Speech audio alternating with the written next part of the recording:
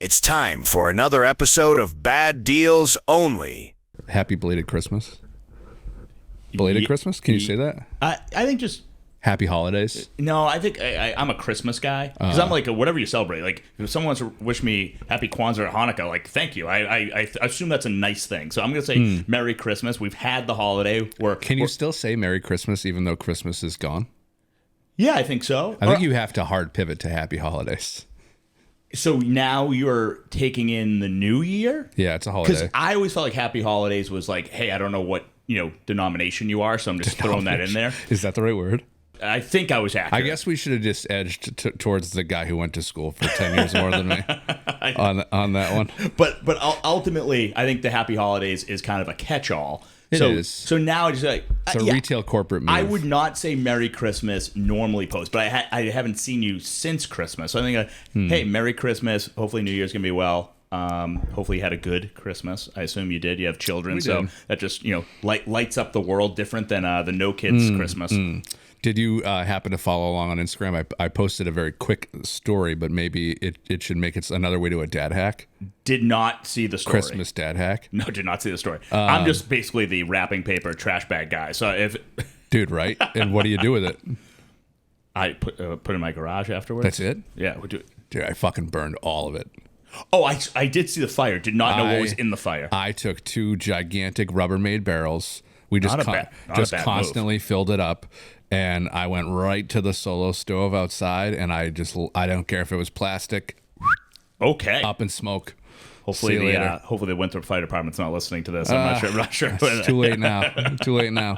We got through, I think, 2 full burn barrels. It was pretty good. That's amazing. I still have a third to rip I'm through. sure the kids, at least for the first burn, were pretty interested in it as well. Yeah, Kennedy absolutely loves it. She's like, "Can we go light things on fire?" Which I don't think is a good thing, but I'm down with it right now. You know? That's amazing. Until she turns into a mini arsonist. You discovered something because for me, I had gigantic trash bags just in my garage, which are still in my garage until the trash guy comes. I don't know how your town is. I think Winthrop has some opportunistic trash recycling things going on, so there's a lot of deniability of whether or not they'll actually pick up the things I put outside. I will knock on wood. I know people that live in towns that they have to go to a dump and stuff. Thank you, Milton, for whatever you guys are doing. Killing it. We bought extra barrels, so now I have 2 trash, 2 recycle, total of 4. Actually, I'll send you a picture off air of how nice my trash area is that I've just. Wow, really? Oh yeah. Did you get like you have a trash shed? You're gonna enjoy it. I'm gonna send you some stuff on it. We got a lot of coons over in Winthrop, so I could use that. I can bring it down, and they kind of take everything. Wow, really? Yeah, haven't put like the couch out or mattress out yet, but they kind of take everything. Winthrop's not taking much. They're not taking much these days. In fact, just to go on a quick trash tirade. Wait, can I give you? It has to be Boston hack. Okay, But now we had some construction done at the last condo I was in. So, do you take debris and bring it in random dumpsters?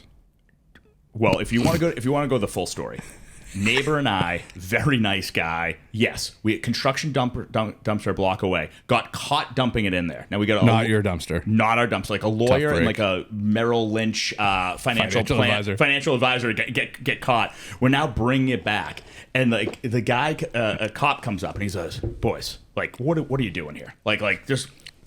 We go. We left it here for a week, and Am I under arrest? And no. He was just being nice. He's like, you guys are kind of morons. Like, the trash won't pick this up, but call 311 and just tell them that you have random debris by your house, and it needs to be picked up. It's not yours. That's what the 311. A lovely lady picks up. Hi, what's your issue, sir? I have trash from my house. What's your address? No problem. Maybe 2 hours later, a Boston branded dump truck comes. 2 guys came out, picked it all up, threw it, no questions asked.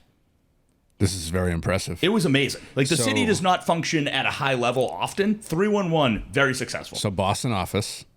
So we could, in theory, you're telling me I could just start disposing things on the curb here. And you have to pretend it's not yours. Is that what you're saying? I don't know if I said, hey, come pick my trash. They're going to tell me it's my trash day. But the story, which was accurate, trash did not pick it up for 2 weeks. And it's just been sitting here. And they came and did it. Hey, Nick, producer Nick. Is the hard drive plugged into that? It is. All right, thank God. It won't record without it. All right. Sorry to No, ruin, you're good. But 311 hack for Boston. And they do more than trash, but they're very good service. I forget. Will they take paint? Again, I think you got to go like got a lot of paint in the I think driveway. you got to go like saw a paint truck drop this off at my side. Like you got to get out of here. Yeah, I don't think just saying like I have a paint issue, you have to fix it for me. I think there needs to be a little color to the story. Got it. No pun intended. All right. Hey, I like that. I like that. Yeah, holidays were good. You have any New Year's Eve plans at all? I kind of hate. I was in hospitality, when I was in right after college and law school, and so I always got invited to like the big parties, the ballroom stuff, and those were okay. But ultimately, it's always a big letdown. Let's be honest; they're too big.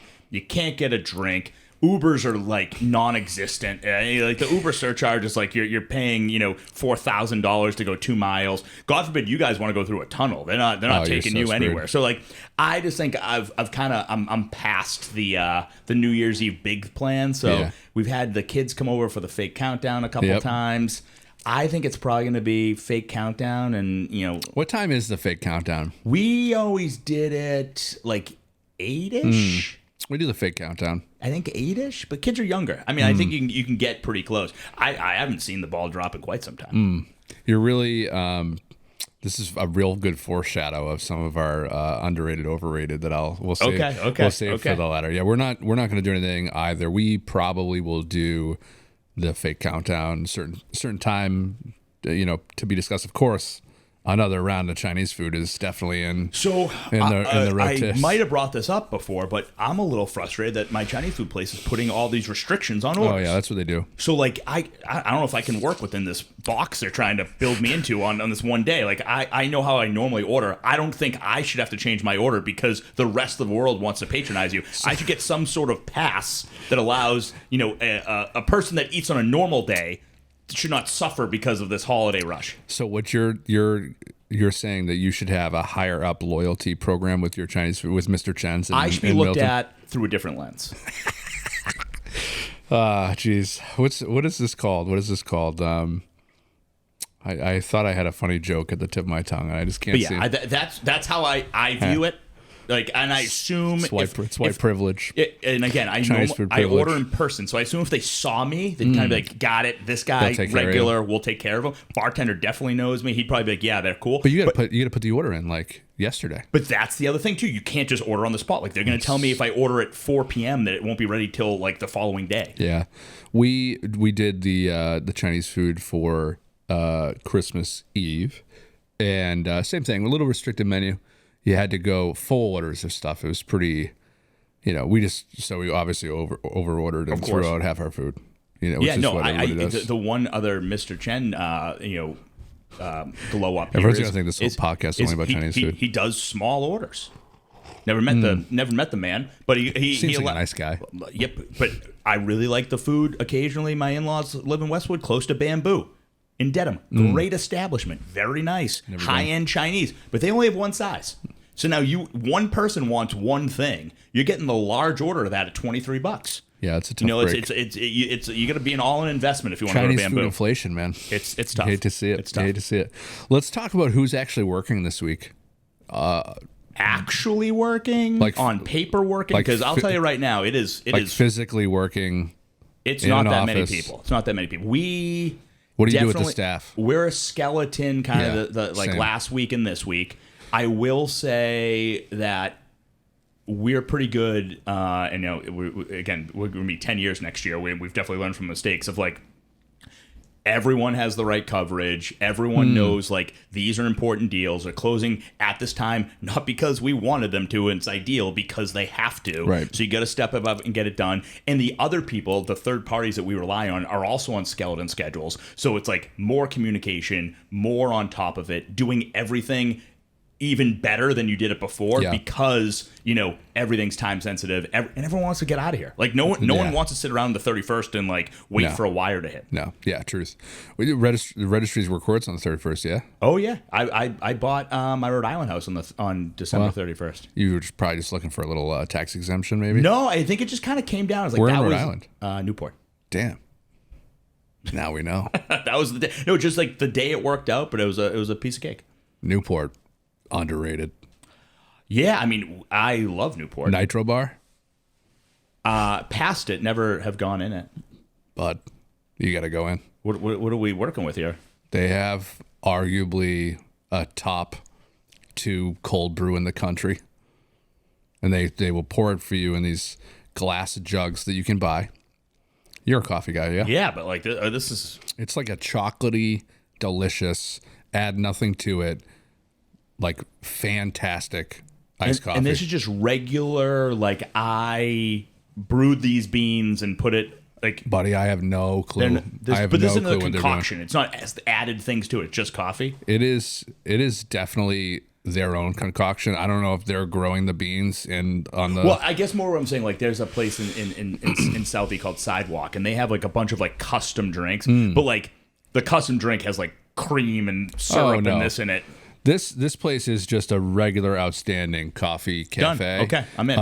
Next time, they obviously have all the floofy drinks and whatnot. They have great breakfast sandwiches too. Okay. Most of the places in Newport that have cold brew on tap, it's Nitro Bar. Got it. Okay. So if you've ever had like, I forget, there's like a double-decker bar. This is gonna be so unhelpful.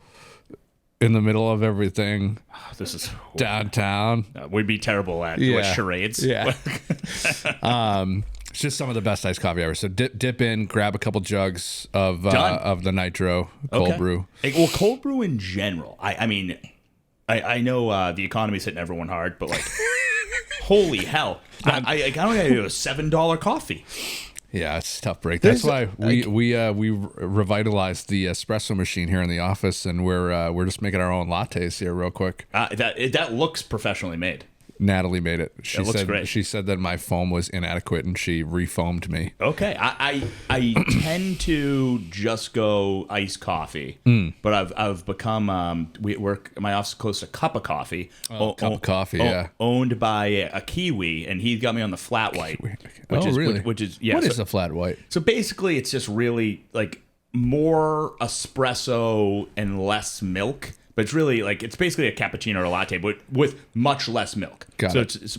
So I think you get the fill of like I got the foo drink, but you're not drinking warm milk. Yeah. You know, you're not a cat or a sleepy child. You like how we ended up here to Cup of Coffee flat whites, all from Is the Registry Open? Hey, Cup of Coffee. Right next to the registry, Suffolk County. That is true. If you have to walk in Just documents, you stop by Cup of Coffee and you grab a flat white. All right, so no one's working this week. We're Skeleton Crew 2.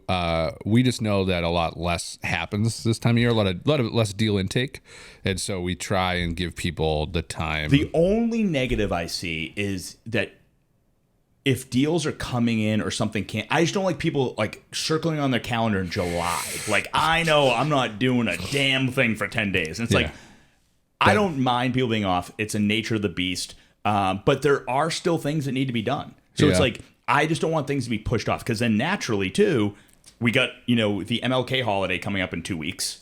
And then it's like the Valentine's Day to the presidents, and all of a sudden, like we're all drinking green beer, and what happened to the first 90 days of the year? They're over already. Yeah, call me a pessimist. Call me a pessimist. This guy's in summer already. Yeah, exactly. I will circle the 4th of July and completely opt out of life. Good. Hey, I know you. If I text you at midnight on a Thursday, you're gonna get back to me about work. You're not a 9 to 5 guy. So I'll give you that holiday. That is true.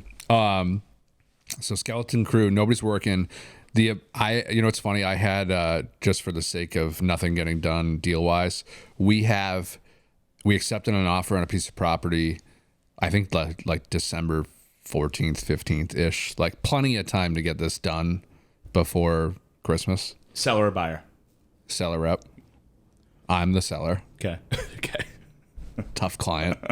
And it's an off-market deal, and the extension came in like 6 days before actual Christmas to extend. There's some extenuating circumstances, so we were like, yeah, no problem.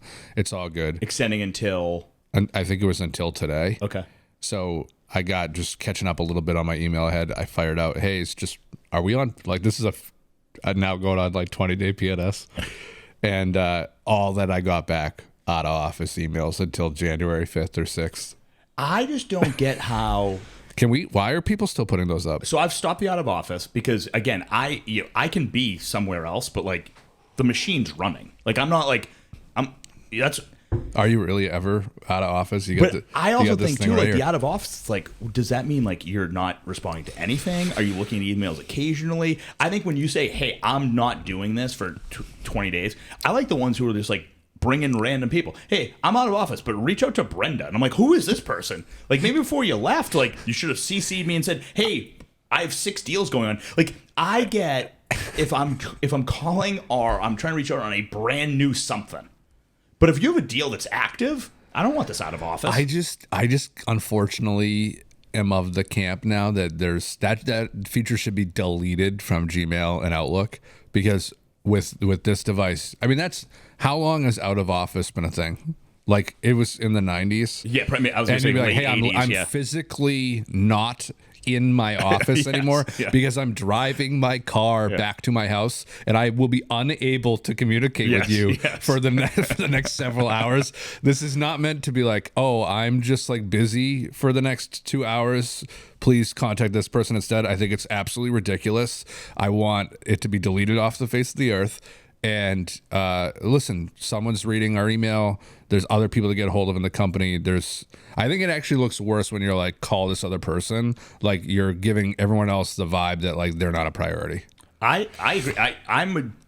I want to be present 100% of the time. I actually hate when my team is like, oh, Nick's doing this today or doing that, because I'm like, but I'm still taking their phone calls. Like they shouldn't know. If you can tell the client, hey, he's busy like for the next hour because he's doing something cool, and schedule a call. But like, don't make them feel bad that I'm doing something that they might interfere with by giving me a problem. That's something that you guys do really well, because Kristen, of course, is like, someone who just replies it. You never know if it's you, if it's her, it doesn't matter. Yeah, like, sometimes she puts a couple too many exclamation points on a thanks that I probably wouldn't have tossed in there. That's probably a you problem, I guess. But the reality is, I think that's people want to work with you, and so when they get your response, at least they feel heard and they're at ease.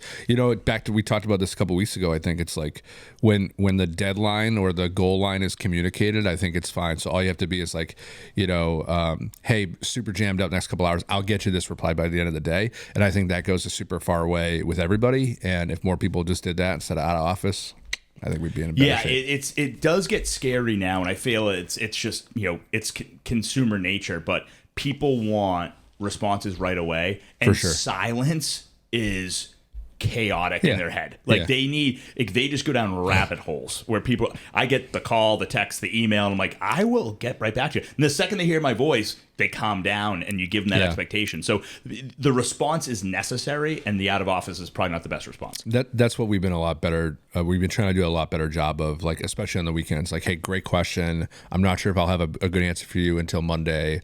Well, let's touch base Monday. Like, perfect. Reach out, and then obviously just got to add to your to-do list. The superpower is like having that, on your phone to check in at 7 a.m. 100%. and you answering it before they have to check in. And you want a client for life. They love it. Absolutely nailed it. All right, so you want to get into some read and react here? Yeah, You want to talk any more about the market? No, I think the market is there's people out there. Oh, I just had a client who's used us on 6 deals. She is taking the plunge and moving to Florida, and put her mom's house in Natick on the market and her house on the market. Hers went live. Mom went coming soon to a friend. Both over 1.4 and closing quickly. And it's certainly not like the most opportune time to buy. There's not every buyer out there, but because it was priced well in a good zip code, people will pay. Nailed it. They said, we need one of them. You don't need 100 buyers, you need one. It's funny, we just jammed that last deal in. I think we went in contract like the day before Christmas Eve or something like that. Yeah. What are we doing? A 9-day? I think it's a 9 or 10-day closing. And what I said, I'll close it in 2 days. So it's funny. Let's talk about this, because I want to talk about 2 things with this right now. First off, a lot of people. Shant says this all the time. It's like, why does it take 40 days to get a mortgage? It doesn't. You could do it in like 10 days or less. If a mortgage is not involved, in reality, we can get a deal closed pretty quick. It's really going to come down to title, right? Yep. So yeah, I mean, I don't really have any line of sight to get that back, but I knew that it was going to be the obstacle. So I was like, hey, can we get this done? And, by the end of the year, I think we're at that point, probably 14 days out. You're like, I'll do it fucking Thursday. Yeah. And I was like, oh, okay. All right. So I'm good. So I felt good about getting that offer done. Boston transaction. So we're not going to get the smoke certificate and stuff in time, but we'll figure out a way to get this done. Another racket. Oh, overrated. We'll get this done in time, and because it's cash, we'll have the luxury of still kind of maybe jumping through a few hoops to get that done. But it's funny how this transaction, Lightspeed, great broker on the other side. I've done a bunch of deals with Caitlin from Coldwell Banker. I don't know if you've ever worked with her. She's great. Smooth. Yeah, I mean, just like super good communication, lights out. Like I told her, I was like, get the smoke down, get the 60. Like those are gonna be the couple of reasons we're not gonna get this done. How many people try and put that deal in front of you and have done no communication whatsoever, and they're like, hey, we're closing in 14 days. Do you find that doesn't happen? I get more that like people think that their client, like I get buyers who assume that the seller wants like a 24-hour P&S turnaround, and the seller doesn't talk to their attorney. That's the realtor. The seller doesn't talk to their attorney, so now the attorney in Massachusetts the seller's side is going to prepare that first draft, and they're looking at me going, I can't do this, and so now we're backing off a little bit, or it's this big rush, and not to rant, but on a condo, you'll have it where like the buyer has like diligence items like, hey, you haven't sent over the condo docs, you haven't sent over the budget, you haven't sent over the thing about the assessment, and it's like, how do you expect this to get done? So if you want a 48-hour P&S like your team does, get all the stuff together, present this beautiful package, and it's like, review this before you put that offer in or immediately after, and we can get this done. But when the people don't do the auxiliary work around it, you're going to miss dates. Yeah, that makes sense. I'm curious, are we going to be your last deal of the year? No, probably not.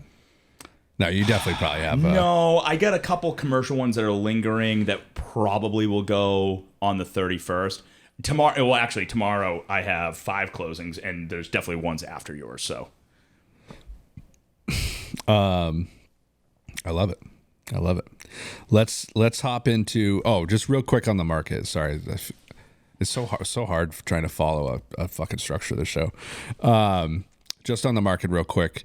What's your 2026 market prediction in the Boston real estate market? I've been kind of beating this drum for a while. I think rates are going to come down a little bit. In general, down again today. In general, I think if Powell was still in power for a full another year, like they were naturally going to come down, but he's out in May, so I think we're going to see rates drop from wherever they are now 0.5% by the end of summer. Could totally be lock off. It in. But I think that's a good prediction. I have a bunch of people who are active.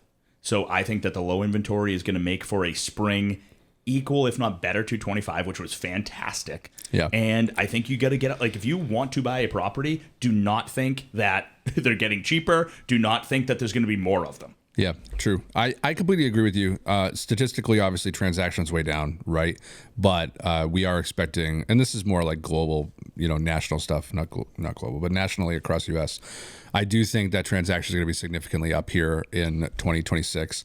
I'm prepping the team for our best year ever, coming out of our best year ever, and I do think that there will be a significant uptick in buyers and sellers. I also think the COVID buyer, so to speak, is going to get super fatigued if they're not already and actually pull the trigger as rates do come down a little bit. I don't know if I'm as bullish on rates coming down another 0.5 point or so. Or did you say 5.5? I don't know what you said. No, I think so if they're at 6 now, I think 5.5 is reasonable. If they're at 5.8, I think we can get down to like a 5.3. Jeez, if that happens, it'll be mayhem. I'd love to see. And again, I don't think it's going to happen, February 1st. Yeah. But I think we're going to see a couple. I think we're going to get some more accurate numbers on, unemployment and actual inflation numbers. I think when Powell gets out, there was obviously a little bit of a rub there. We had, Treasury versus, political parties versus the cabinet. And I think now with all things aligned, it's a clear vision. It's not this rub. And, it's shown that, if you have a good economy, based on houses, buying, selling, refinancing. Yeah. Like other things come from that. Yeah, we it's- need construction up too. It's statistically the number one thing that supports the economy. It's like, I think if someone buys a house, they go spend $80,000-$90,000 on other services, and that could be inclusive of moving, could be inclusive of what we're doing. But you need new cable, you hire a tradesperson, all that type of stuff. All those things start to happen, and I think that it's a great way to put cash into the streets. So we'll see what happens. I do think it'll be a pretty strong. Okay, so we're gonna get into some read and react. I'm in. So producer Nick pulled some stories from Reddit for us, and we are going to read these terrible stories, which, well, hopefully they're terrible. We could actually just be roasting producer Nick because he picked shitty These are stories. just normal stories. Just Yeah, like, it's like my deal didn't close on time. Like, oh, geez, big shocker. This one's out of Georgia, it looks like.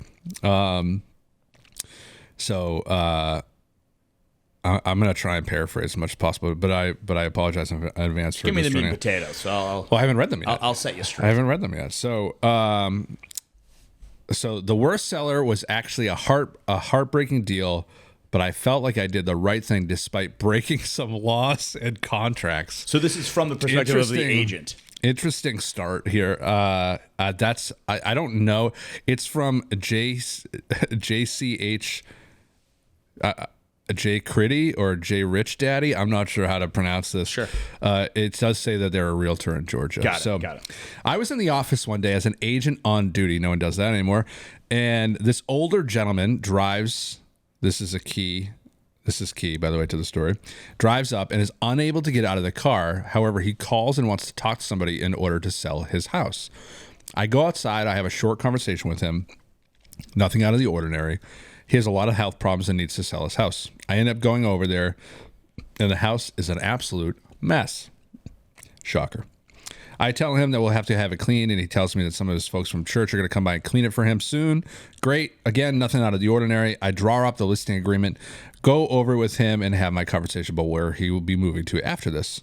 Feels like that should have come earlier. He wants something smaller, which makes sense, as he can't move around so much. He has rooms he never goes into, and he might as well pay for some of his medical bills and move somewhere that works better for him. He asked me some questions about the listing and then asked me where to sign. I pointed out, this is also key, it says. Okay. And he signs. Interesting. The house goes on the market. We get a bunch of calls to show, and he refuses all of them on the basis that the house isn't clean. He's getting increasingly erratic to the point that I start wondering if people are coming to clean his house after all. This listing agent is terrible, by the way. So far, yeah, not stellar. Yeah, this is just like every listing I work with. I eventually get him to let a couple people in despite it being completely disgusting, and we get a good offer. I drive over with the offer and a bunch of printouts for the houses that would potentially be interested in to move to. In the conversation we have about the offer, he's not really getting what I'm saying to him. Even after going through it a couple of times, he just wants to hear in his head. And all of this, even after going through all of this a couple of times, he just wants to hear what he wants to in his head. And it raises some red flags. He picks up a stack of potential houses, looks at it, and then asks me where to sign. At this point, I was 100% sure he was not in the right state of mind, so I didn't want him to let us sign the contract. He starts calling someone to tell him that he sold the house. Great. I asked if he could talk to them on the phone and tell them the good news. I talked to the person on the phone who asked who I was speaking to, and it was someone from the church who has helped him out a few times. However, she had not been in the house. There's no real caretaker, and I tell her the situation, and she's definitely taken aback. Apparently, this has been showing signs of dementia. But I'm guessing during our dealings, his condition took a turn for the worse. I lie to him and tell him I need to get the contract for him to sign, and I just jet. I drive to his caretaker's house and sit down with her and her husband to tell them everything that's happened, and I tell them that I'm not letting him sign the contract. I'm telling the other agent what's going on and where we need to keep the listing agreement, and will we keep the listing agreement in case he tries to go to anyone else to sell the house. He was pretty angry when I left without having him sign the contract. Is that the whole story? That was it. That was the whole thing? That's the worst story of all time. Not a great story. Definitely a bad agent. Definitely saw dollar signs and not the like. Really should have read the room better at the beginning. Like who's like the house is dirty. Like you're putting it on. You're listing it without getting it on.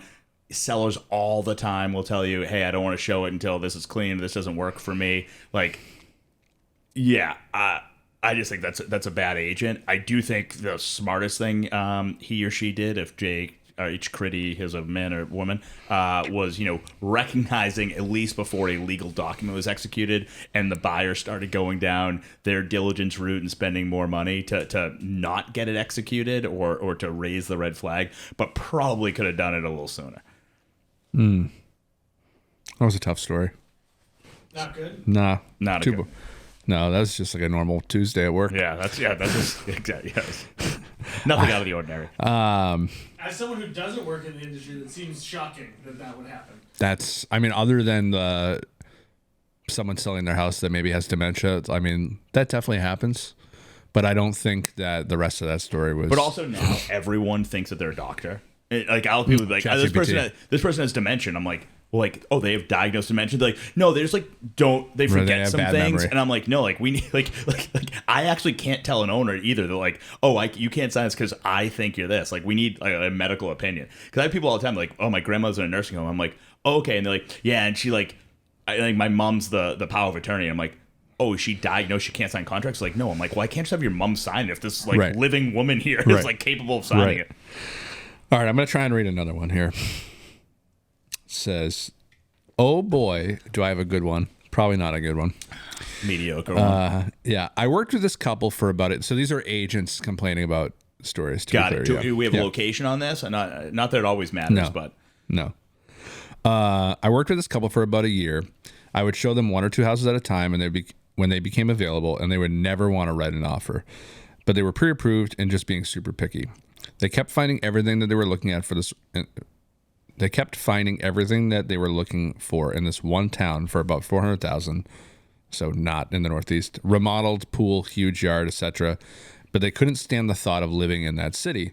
So we started looking about a half mile to the west in a different city, where the name was just the Premium.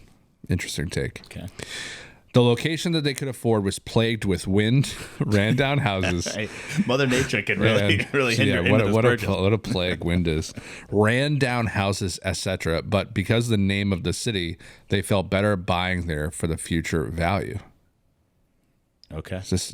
I don't understand how a city could have a great name, but be plagued with ran down houses.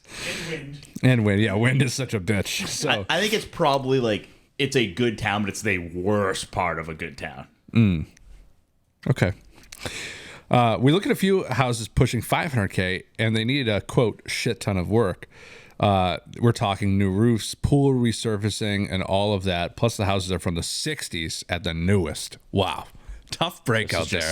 Every freaking house. And 60s is like new construction. The classic here. Massachusetts 1899. Yeah, you know where this is? This is clearly Southwest Florida. This is where this is. This is below the Mason-Dixon. Yeah, 100%. Yes. Yeah, 90. A lot of gunite pools. People, when they relocate up here, just to go on a rant, they're like, how come getting a garage is so difficult? I go, I don't know, maybe because all these houses were built before the fucking car came out. You ever think of that? The Model T wasn't out for a while, pal. Like that's why. And if they have one, it's like a micro garage or it's detached because the house was no one's ever parked a car before there, the car. People, yes. That's why it's New England. Figure it out. Okay, so.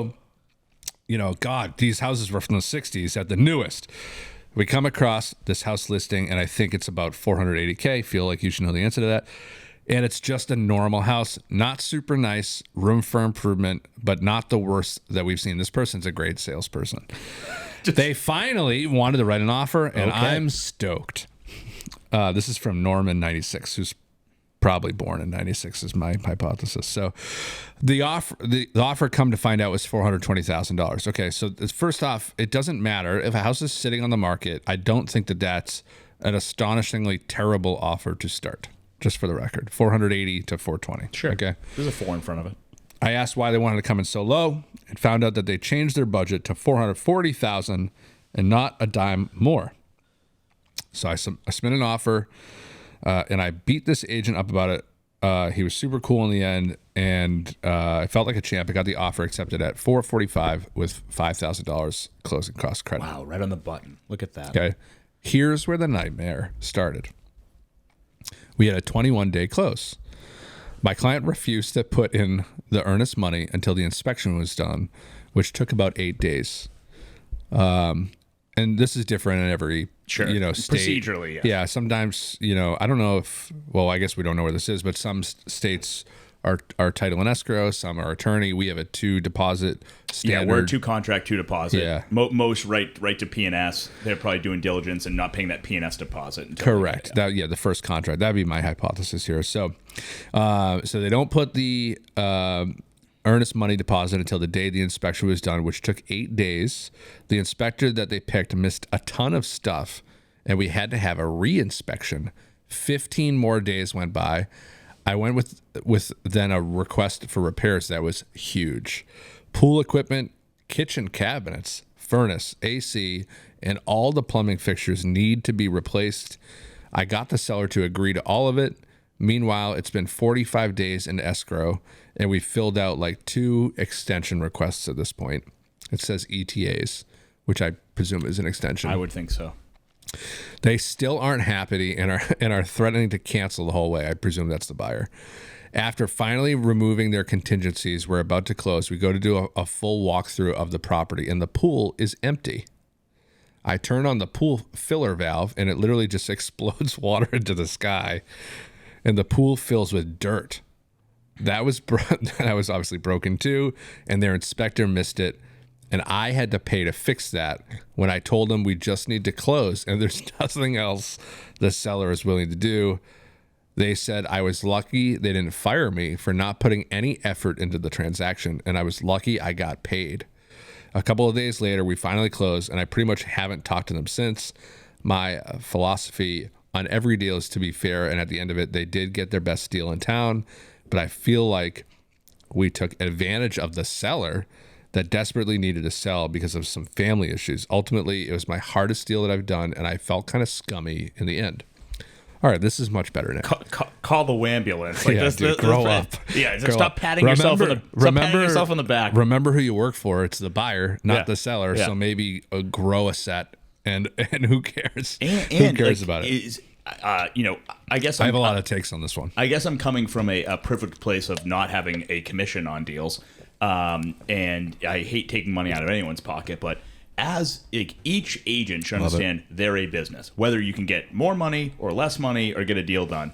But in a situation like I'm going to start right with like I had to pay for like that broken thing, like, or the deal doesn't get done maybe and it doesn't go through. So it's like I always look at it as the totality. Like, hey, we'll call it a $10,000 commission, a $2,500 like concession. But if the deal doesn't go through, you get zero. That's true, and it doesn't sound like they'd be working with this client. It sounds like the relationship was fleeting at the end here. All right, so there's a few things to break down here. I'll start with the least exciting ones. Wind? The wind in this ran down house town. No, I would say like, listen, you got to do a better job when you're onboarding your client, right? Like you got to be clear on budget. Part of our buyer agreement that we do, they have to furnish all their documentation pre-approval. I think you got to hit, everyone wants to try and like, I don't want to say lie, but like they want to like use sales puffery or something. And like they think that exaggerating or not being clear with people is going to get them grace. I've always found that just being as blunt as possible, the facts are the facts. It shows confidence though too. Like we've been here before. This is how we have to do it. Yeah. And so like when people are like, I want all this stuff and my budget's X, I'd be like, hey, that's great. I want a $10 million house on the water, but I'm not living in one. So here's the deal. Which one are you going to concede?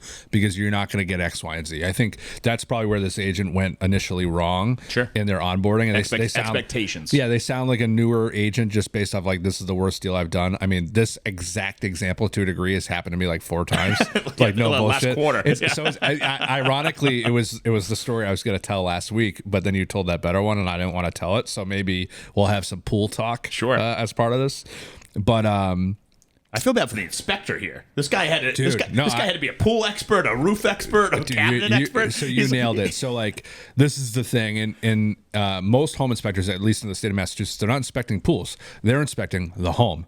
If you want your pool inspected, you better call a local pool company. They will come out and they will do a full pressure test of the pool. You have a pool. Yeah. You know what I'm talking about. So they check all the plumbing underground. Like, I think that's one of the most important things about a pool. Like, you want to make sure that that's not leaking. It's maintaining a certain pressure, PSI. The leaking's huge, yeah. 100%. Like, that's where you basically need a whole new pool, right? And that was the issue here. And so the fact that nobody inspected this pool, this is not the home inspector's fault. The agent probably has no freaking clue that they needed to even get a pool inspection or some sort of pool person out to look at this type of stuff and validate that, like, the pool plumbing is functional, let alone the liner, the filter, Or all something all that the happens equipment. here in Mass, like that happened with me. Like, we couldn't do a pool inspection because, like, it was like a Winter? it was a take it or leave it type scenario. Oh, we really? closed in August, and it was an estate sale, and so they're like, yeah, we haven't opened the pool in 2.5 years. You just got to know. Listen, no one leaves a pool closed because it's a good pool. If the pool is used and in good condition, the pool is open. Yeah, if you're buying in June, it's going to be open. The pool should be freaking open. Yes. If it's not open, there's a problem with the pool. Correct. Well, I mean, actually, this one time this summer, there was actually nothing wrong with the pool, but a lot of suspicion about the pool in the meantime. So a lot of the times what we'll do is whether or not you can actually inspect the pool or not. I've had, because a lot of this stuff happens in the winter. Sure. Pool gets closed up. So do you get the reports from the pool company? I always call the company. Hey, 100%. how's this pool been? Yep. When was the last time you were out there? Yeah, Hey, in August it was good. You know, like, can you give us service records? The seller will release them. Can you get them in advance? All super important.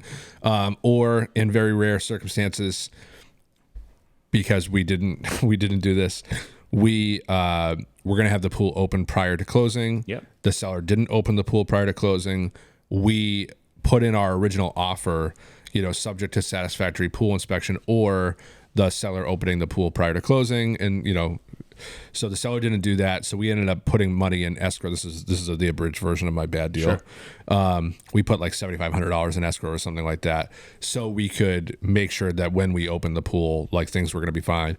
Opened the pool, everything was broke. The liner was smoked. The all the pool plumbing was leaking. All that type of stuff. My clients got their $20,000. You think? way more Wow, because with all the pool plumbing too, they have to do the whole new skirting around the pool, all new stonework, because they dig everything up. I mean, this thing was smoked. Yeah, I think they spent $30,000 or $40,000. So like now Pool's not all the cracked up to be either. So yeah. So the thing that we always do now is, if there is a pool, and again, now that the inspection law is in place, subject to satisfactory pool inspection, pool records or something, almost like you're looking for like a pool rider or something like that. And I think that's the best way to protect the client. So, and real quick, I think what happens a lot too in listings is the listing agent sells the thing, the vision, and then is like, Pool well, we're never not doing a works. pool inspection. It's like, well, you have 37 pictures of the pool, and you said house with pool in big capital letters. Like, don't you think that was some of the motivating factor of why we came to this house? 100%. Yeah, we actually had, I think you had one with Lewis this year where there was a lot of pool drama. I pull drama every year, so like I'm sure just add it to my list. So another thing here, like, it's always tough. I've had a few instances where the client doesn't give the earnest money on time. I don't really love that. That's not good. You know what I wanted to almost start doing, which I didn't do and won't do.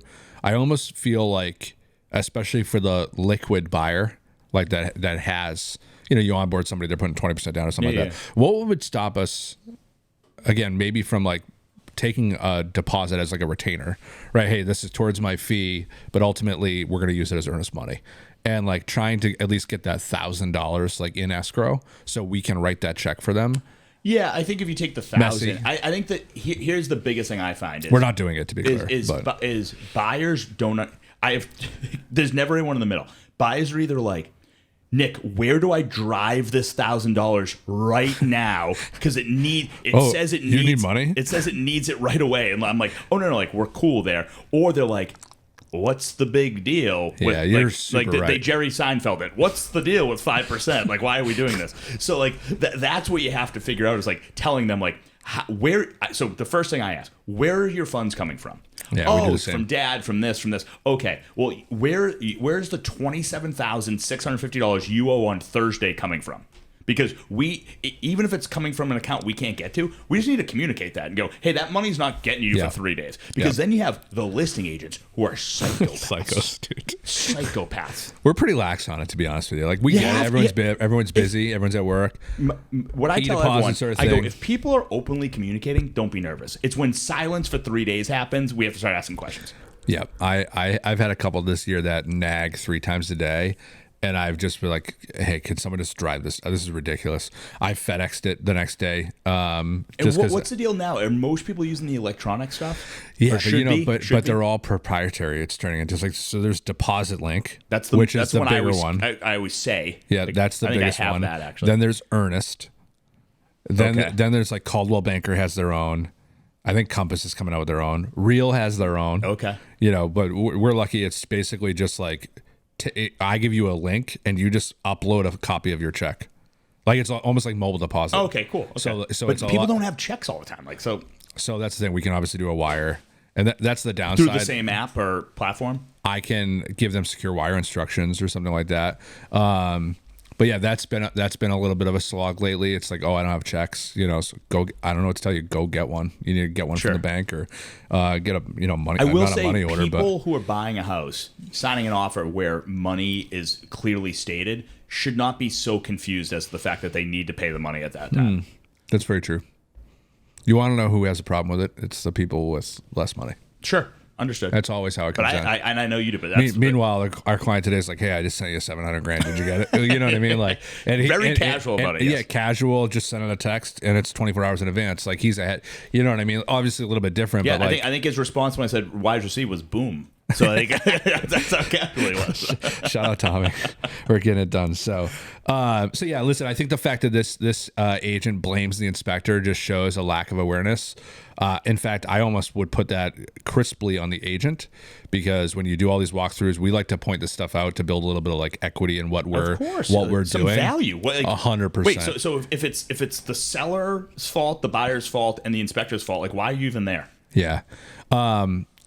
Last few things, I think it's funny they tried to turn the pool on. Like if the pool was empty, I wouldn't have touched that. You know what I mean? That's like the heat's off and like someone shut off the gas line. I wouldn't turn the gas line on. Actually, and I'll give you a hot take here. Not that I'm griping at agents, because so many of them are so many of them are good. And I like to don't lie to us. I like to put the good agents on a pedestal, but I hate when the agent is walking through the property or knows like about the pool issue, and they're seeing it for the first time with the client. Right. Like, why were you not there 24 hours before? Right. Or asking for a video or photo from the listing agent to confirm that it was done? Like clients want to walk into, even if it's why bad, is the pool empty? If it's bad news, you should be telling them before, hey, the 100%. pool's empty. We're waiting for the pool guy to come. We're going to get a confirmation. It's going to be filled this afternoon, and we're going to see the pump going or whatever it is. Like a completely different example, but this is how you don't have bad deals, is like this smoke thing that we have going on right now. We talked last week. I go, there's no way this gets done. What's our solution? Oh, we could do X or we could do Y. I proactively told the client, these are the 2 things that can go wrong. We're not going to get this on time, and I think it's just going to simply be up to you. We can do a holdback, option 2, other thing that could go wrong, title's not back. If title's not back, he's like, what do you think? Should we close without? I go, absolutely not. Yeah. We're not closing without clean title, ready to rock. The smoke thing is a complete non-issue. He's like, all right, we'll do whatever you think. And I was like, I'm sure title will be back. Obviously it is. Yep. We're good. But like, that's how you eliminate the need or like the reaction of these things. Because we're going to wait till an hour before closing and tell them, hey, bad news. We actually can't do this today unless we do X. And like, that's just, it's silly. And the story, like my big, thing that I try to explain to my team is, smoke isn't your fault, right? So like, if you explain sometimes it, is, on a buy side, but if you explain it properly, then like now it's just, hey, this is a scenario. Here are your options. But what happens when it's the last minute and they're like, why didn't I know smoke could be an issue? Right. Now it's on you because you were supposed to be the expert, subject matter, explaining it to them, walking them through all of the hiccups that could occur and what. What if he's idling outside, waiting to move in, Correct. And like we don't have any of those things? I'm the asshole. Yep, you know what I mean? Exactly. So, but it wasn't, again, not your problem. Like, no, you can't go to 1010 Mass Ave and force them to come in. And I wish you could, man, because I'd be there. There. You know what we do too, just to make sure we don't fail smokes, is we often send a tech out. I loved it, people that hire companies. Like hire the guy that is either works for the fire department or electrician, knows what they're doing. We go through, we make them do everything. And, we just give the client the option to, because we're not paying for it. Sure. It's like, I know attorneys think I'm funny when I send my reimbursement. It's not usually just for $50, but like, that can add up, right? So I just want to make sure, especially on these tight timelines, we're passing. It's an open book test, so let's get it done. All right, last couple things I have on this deal, and then we'll move on. I think the part at the end I find the most interesting, where he's like, "Hey, my philosophy on it. First off, I hate that he is like, oh, I screwed over the seller. It's not like that's not your job. Your job is to win for the buyer.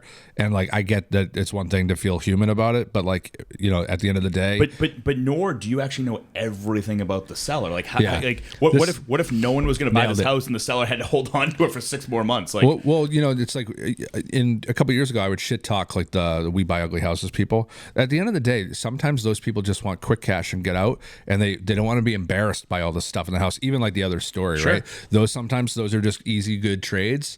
And sometimes people want to sell fast. It's the most money on the open market. Like, it's up to the seller. Correct. Right. So, but one of those things here at the end, it's like I haven't talked to them since the closing. Like at the end of the day, I used to be really bent out of shape if I didn't have a great relationship with clients post close, which it doesn't always happen. Right. Like sometimes deals get rocky. We screw stuff up. It's rare, but it happens. I think that's how we've built the proficiency that we have. We've had the luxury of doing. You have to learn from mistakes. Like good. Upwards of 1,000 deals at this point. I got a lot of reps under the belt. But like I'm now kind of more targeting. Like, I'd love to keep like 60% of my clients. You know what I mean? And I think it's okay to let the other 40%. There's some people that are super naggy, unappreciative. You're lucky you got paid, all this type of stuff. It sounds like this agent at the end of the day still did do a lot and still made the deal happen. He negotiated in good faith, got a really good deal. Feels like he even took advantage of a seller on the buyer's behalf. He saved you a ton of money versus the list price. Sometimes that's just not a client that you want to retain for repeat business. It's also expectation. Like, what do you want the relationship to be? Like, what do you guys want to be texting every day? Like I think you have to. You had this big moment, right? Yeah. You have this big culmination of a closing. Maybe it went a little bit south of where it had to go. You seemingly did something right to get them to the closing table. Maybe you let it cool off for a month or two, and then you send them a welcome home mat or whatever when in the spring or something. Send them a pool water truck. And you have to be self-reflective. Did you do a good job or didn't you? Like, if you think you put in the most effort and you did a good job, then then you can't change much of that. You can't. Everyone's not going to like you. How can we assign a rating to these at the end? What's the rate on producer Nick's story picking ability, or on if they did a good job or not, or on how bad of a deal it was? I would say. I almost want to sign like a criteria, like pass fail of the agent. I think the agent failed on quite a few things. No doubt. Got the deal so we do assign them a letter grade. I would say the agent, that is an average agent. I think it's a C. I think C? Ooh, I give this guy at best a D-. See, but you can't go because the deal closed, right? So that's why it's not enough. So I would say like the deal got done, but C is average. I think that's, for me, it's be very tough to get an A+. I think is C average? See, so we've made it not average. But if you had 100 agents, the majority of them should get a C. Is this? I've always been confused by percentile.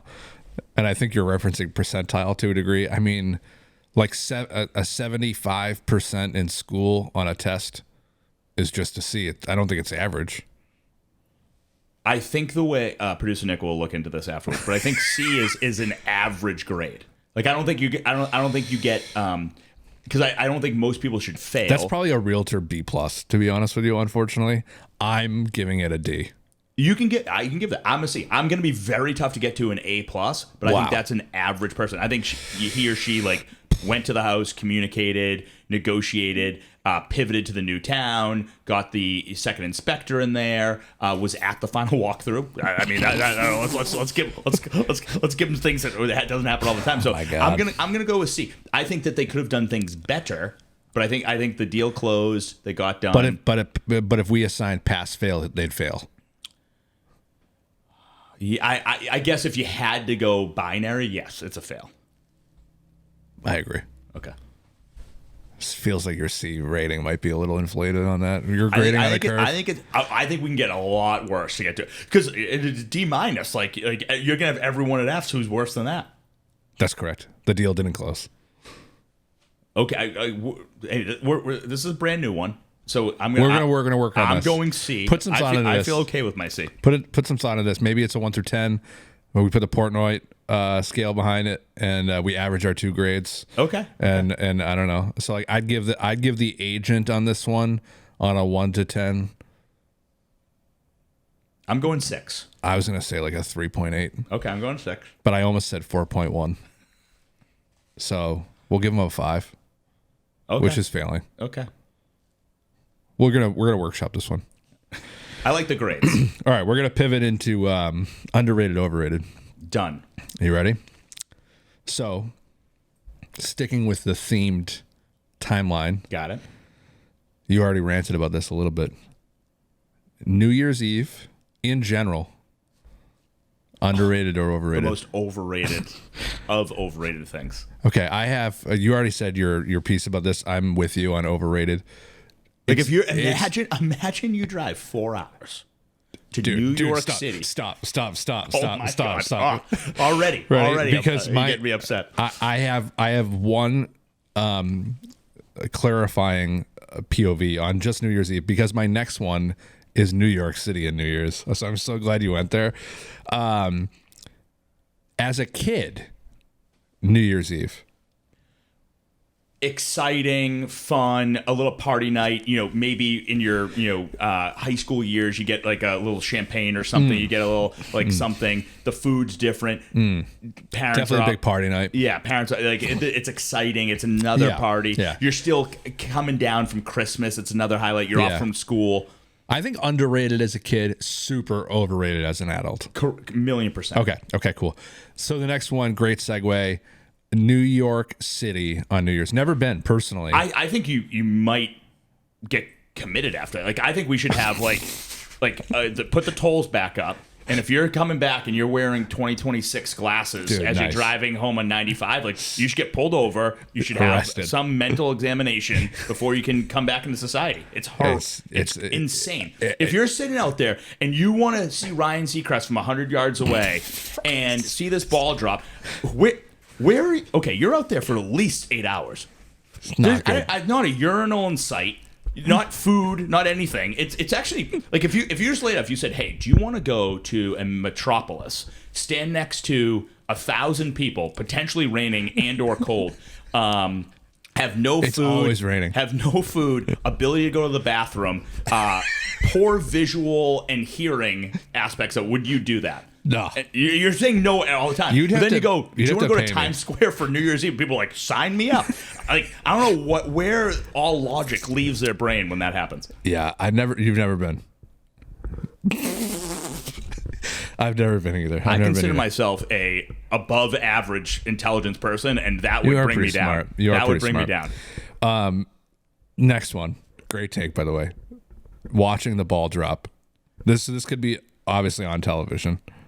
You know that this year there's 2 balls that are dropping? I don't get how clock and gravity get so many people to get this engaged in an event. It is bonkers. We're coming in overrated across the board now. It's silly. All right. The only Y2K was kind of cool. Like maybe everything shut down. We need more controversy about electronics. Should we start it? That's what we need. 2030, the AI Y2K. Yes. I need robots are taking over. You heard it here first. Yeah. Because I need more controversy. If nothing happens, it goes to 1201, and you got Y2K was such a bust, dude. Did you guys? I'm actually curious to hear this. Did you guys believe? Like, what did you guys think was going to happen in Y2K? Or did you know Nothing. anybody who went crazy?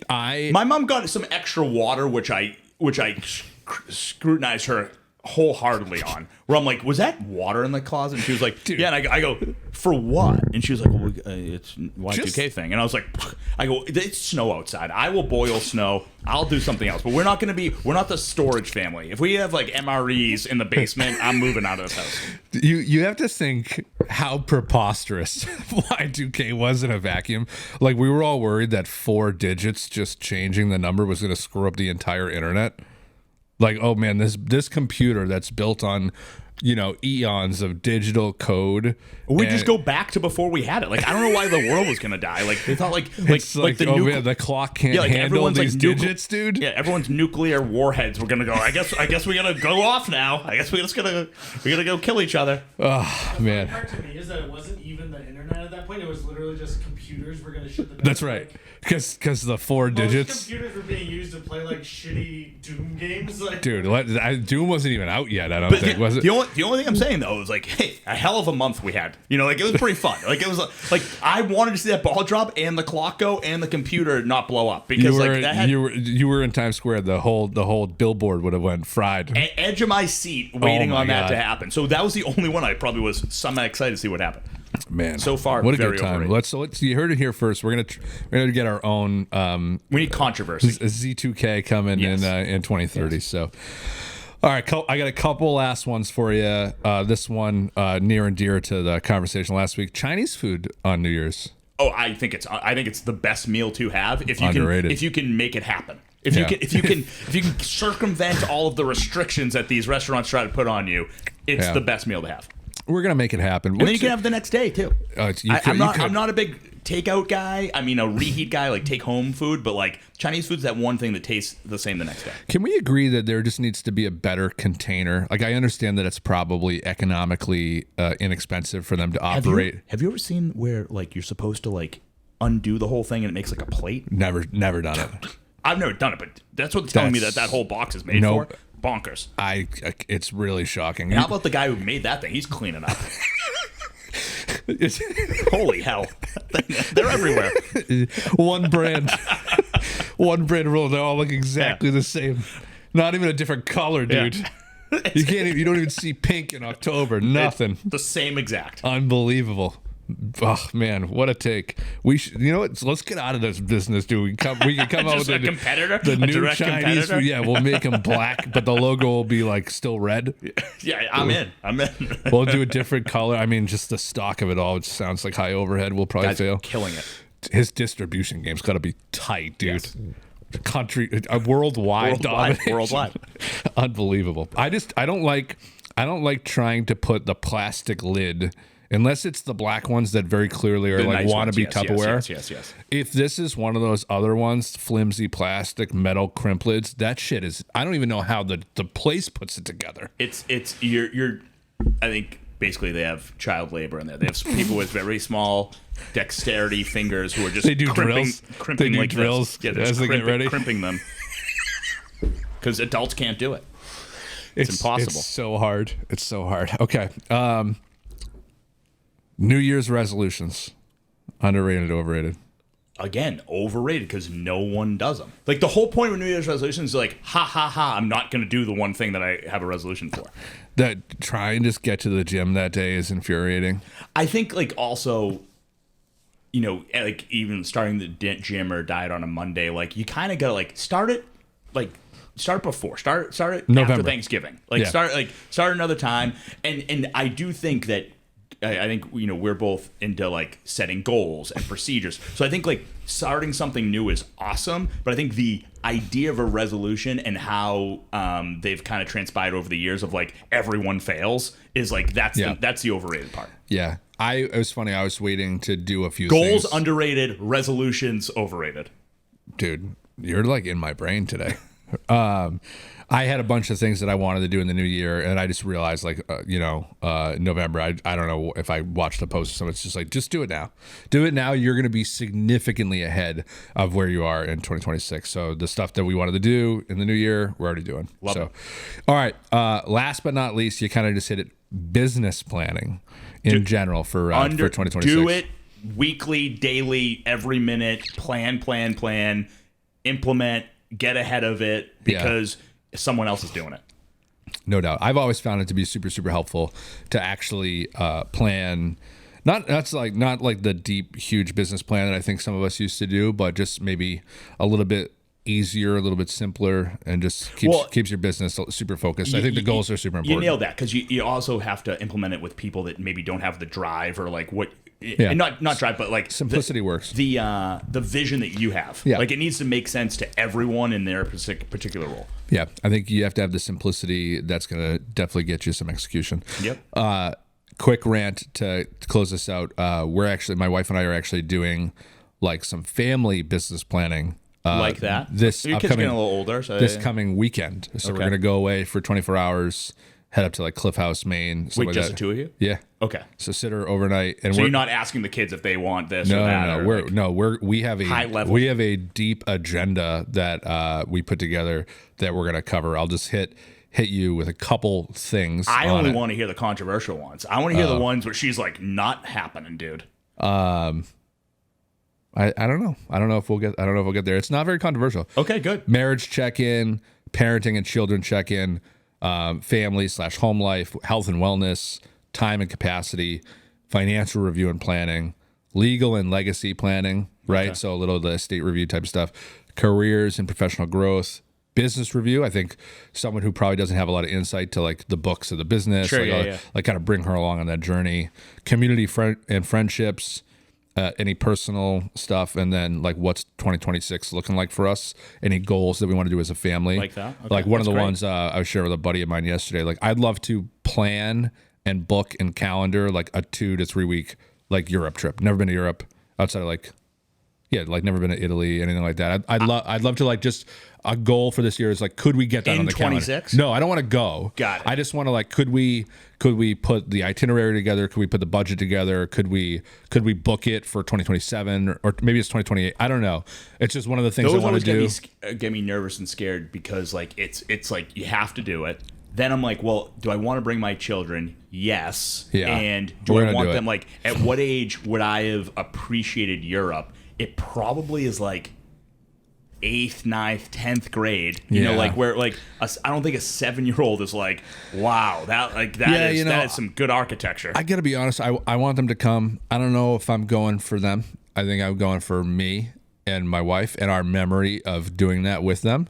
You know what I mean? Love that too. And maybe go back. But would you ever just do like the, hey, honey, it's going to be the two of us? Or because 2 weeks is a long time for like. I think it would be tough to be away from the Yeah. kids it's tough to be away from the kids, even though you want to be for like a day or two. So like, I don't know. We're gonna do this kind of like annual summit. Sounds awesome. We've never done something like that before. We've always done like these fragmented pieces, and almost always, ironically, unlike in business, you do it like so retroactively when it's a problem, Sure. versus just proactive planning. So I'm really excited about that. So Did this come from you or? I read a couple things about it, and then I stole a bunch of pieces of agendas from different things. Obviously, asked ChatGPT a little bit, kind of what it thought. Chad said, "Good idea. I like where your head's at," and put together a little bit of a clean agenda. So I think business planning goals super underrated. More people should do it. Again, I wish the best for you. Do you think anything where you're like, so here's what we got, and she's like, oh, that's not going to be the one. No, because I think it's got to be deeply rooted in conversation of like, hey, well, this is how I'm thinking and why. Okay. What are you thinking and why? And I think we'll get to a really, really good place I from it. think the why is awesome. If you can come into any conversation with like, I actually thought about this, it gets Yeah. way more. I couldn't agree more. Well, think about it. The other option is you're letting something fester, and now it's like, why did you do X? I think it's the conversation, which it's not what the point of this is. It's like, hey, at the end of 2026, we are doing these few things, and that's not going to happen. Like I gave the example to my buddy yesterday. Like, say he wants to put an addition on his house. Yeah. Like that's a big decision. Like, okay, well, when's the addition start? When's the permit get pulled? Right? You kind of you do this like bite-sized pieces, right? Well, that means we have to have this much money saved. That means we have to start saving more monthly.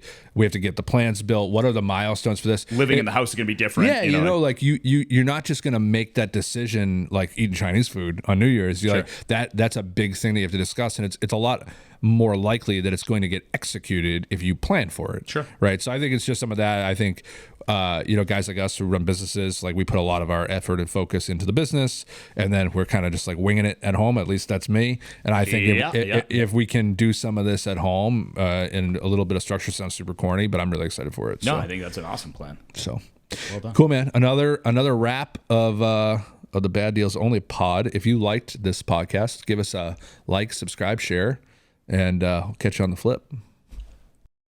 Thanks for listening to the Bad Deals Only podcast. If you like this content, share it with a friend or a family member or somebody in the industry, and subscribe and share.